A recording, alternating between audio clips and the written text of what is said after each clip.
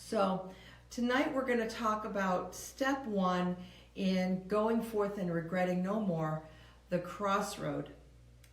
I want to read to you Jeremiah 6:16. This is a great verse when it comes to standing at the crossroad.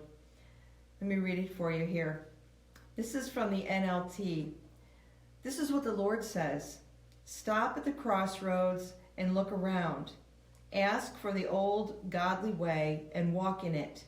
Travel its path and you will find rest for your souls. Now I want to read it from another version. It says, this is what the Lord says. Stand at the crossroads and look. Ask which paths are the old, reliable paths. Ask which way leads to blessings. Live that way and find a resting place for yourselves. So what this verse says to me is that we need to take a look at the spot, the crossroad, and we need to see which way is the better way. And we need to understand why we need to go in the better way so that we can have a restful, good life.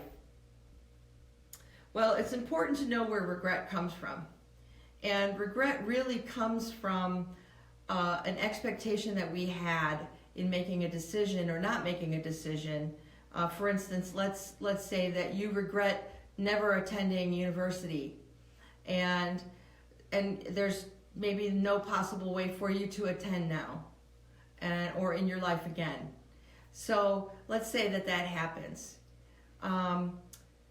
So what happens is, over time, you begin to regret not attending university because you can see maybe you would have had a better paying job, or just different things. There's different outcomes from our decisions. So there's 3 steps to permanently remove regret. And the first one is, today we're going to talk about the crossroad.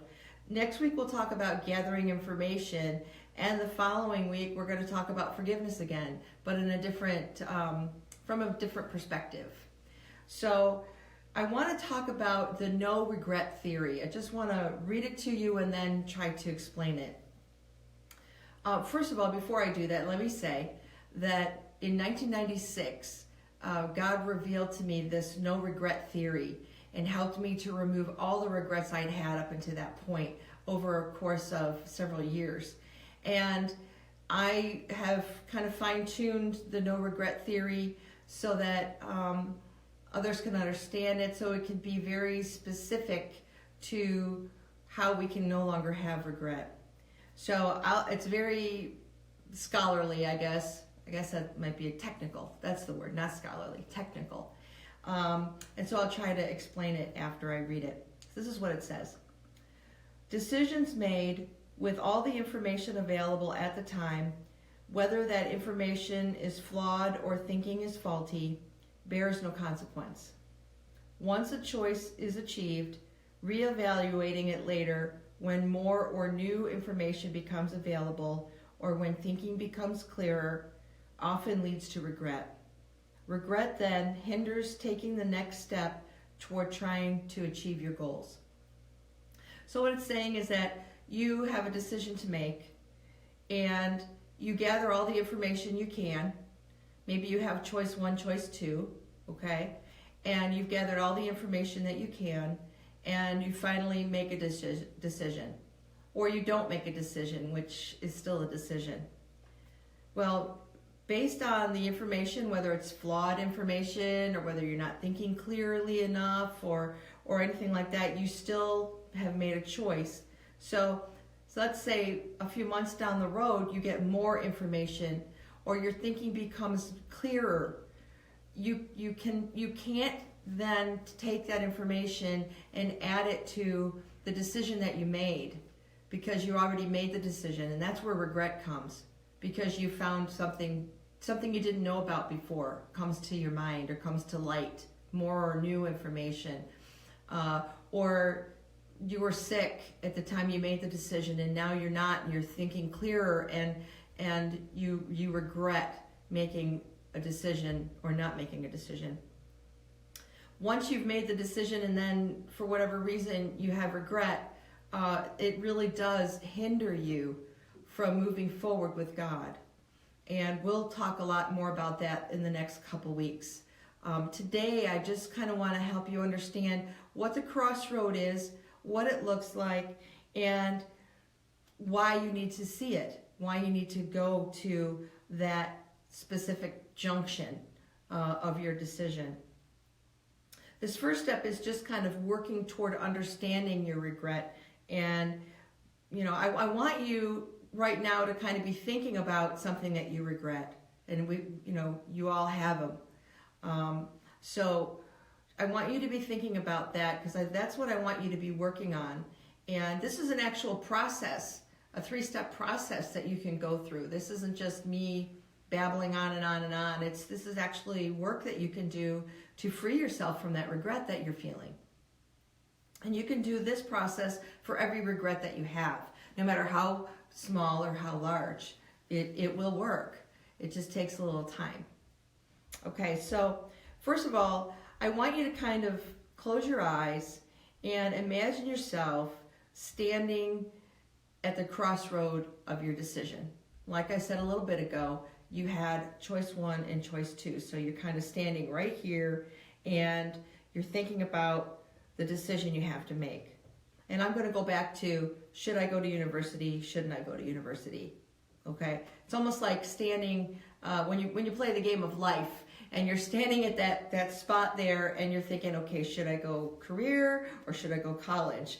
And that's kind of the same situation here. You're standing at that point and you haven't gathered any of your information. You just have the opportunity. Okay, should I go to college? Shouldn't I go to college? So there's a few things that you need to remember when you're standing in that decision. Okay, remember the place and time. So where were you? Where were you located? What part of the world were you living? What time of the year was it? What time of the month? Okay, the next thing that you want to try to remember is the exact date and time when you were making that decision. You may not be able to, but a reference time frame is good too. It's like, say, 1983, maybe several of you watching, are thinking I was a baby in 1983. Well, that's okay. I wasn't. So I had a lot of regrets from that time. So you try to remember the exact date and time. And if you want, you can even go to God and say, Lord, help me remember, when was this? What time in my life? How old was I? And that's kind of the next thing. How old were you? How mature or immature were you when you had to make this decision? And then how much stress was going on? Was there a lot of pressure from your family or friends or your church or someone else, your spouse? Maybe there was other pressures going on. And did you feel you had no choice in the decision that you made? No matter what, you have a choice, but at that point you may have felt like you didn't have a choice. Women who go through abortion sometimes feel like they didn't have a choice. And that's the kind of thing that I'm talking about here. So think about, what was your particular situation? Where were you? How old were you? How immature or mature were you? What kind of pressure did you have? And did you feel you had a choice in your decision? So what I'd like you to do, if you're close to paper, is to grab a sheet of paper, and this is where you start putting it together on paper, putting down the beginnings of the crossroad. And I think my husband should be loading a picture right now so that you can see what I'm talking about. And on this piece of paper, you're going to put down 2 columns. I just put a line for each one, okay? And now I'm talking to you from the perspective that you only had 2 options to your decision, but you may have had 3 or you may have had 4. So you may need to have more than 2 columns. And if that's the case in your situation, then put in a 3rd or 4th column. Leave enough room on the sides, because next week we're going to fill in those lines the pros and cons. We're going to gather the information. You're going to remember all the information that you got. And so we're going to do that next week. under your columns, I'm going to stick with 2, okay? Under your columns, you're going to put choice 1 and choice 2, and then you're going to write down what those choices were. And let's stick with university. Go to university, not go to university. Or maybe go to university or get a job. You know, whatever those choices were. You know what your choices were at that point. The second thing you're going to do is at the top of the paper, you're going to write down what you regret. And in this case, we're going to say not attending university. Then you write down the age that you made the decision, and then above that, you'll write down the date that you made the decision. This is going to help you to focus on, let's see, when you felt this way. It's going to help take you back to those places when you were feeling this jumbled, I don't know, when you're trying to make a decision, you know, you feel stress, you know, you feel sick to your stomach, you can get a headache and things like that. And even in somewhat easier decisions, you're still like, should I, shouldn't I? You know, and also take mental illness into this. That just came to my mind. Make sure to take mental illness into this. So if you are dealing with depression, or if you have bipolar disorder, or if you're schizophrenic, or if you're dealing with something like that, then, you know, you have to take that into consideration too.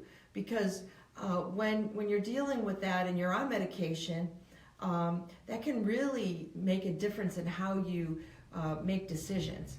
So take that into consideration as well. So hold on to your paper. If you haven't made it yet, look at this video again and follow the instructions. Take a look at the picture and see what I was talking about, and just kind of follow the same thing. And if you have any questions, please put them in the comment area or send me a message, and so I can, you know, help guide you in this process. So in conclusion, I want you to remember that the options that you had in making your decision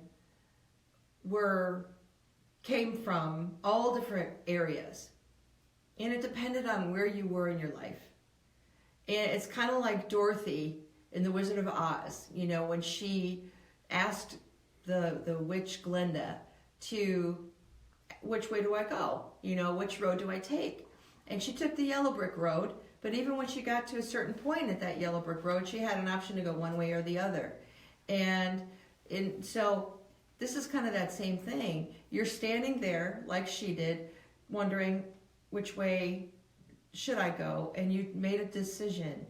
And somewhere along the line, you regretted that decision. And I hope that through working together, working the steps with this no regret theory, that you will be able to become free from that regret. You'll find so much freedom in your life, and you'll realize that you didn't need to regret it because you made the best decision you could at the time. And really, that's the truth. And I want to say again, you made the best decision that you could at the time that was right for you. So be blessed. See you next week, and we'll work on gathering information. Be a blessing. Good night.